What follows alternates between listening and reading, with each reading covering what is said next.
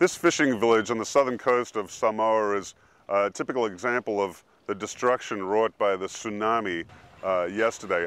Following the earthquake, the massive earthquake which shook and rattled this whole island, the ocean receded away into the horizon and was then followed by essentially two large waves which merged together and made landfall right here in this village.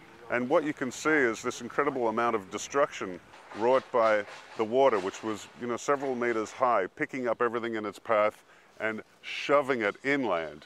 When the locals here saw the tsunami coming, basically everyone ran in terror away from the water. One example is Filippo, who he and his family lived in what used to be his house right here.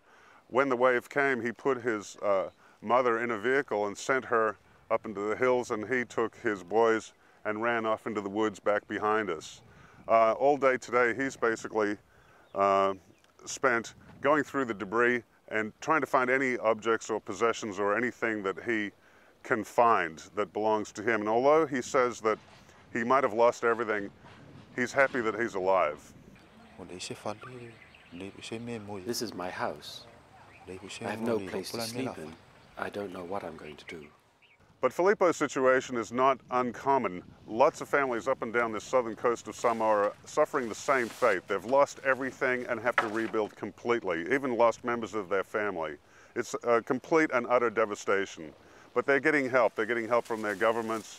They're getting help from agencies like the Red Cross and from the Australian, New Zealand and US governments. So there is hope. They will be rebuilding. These people will stay where they lived all their lives. They have not been scared off by the tsunami, and they say they'll stay here forever.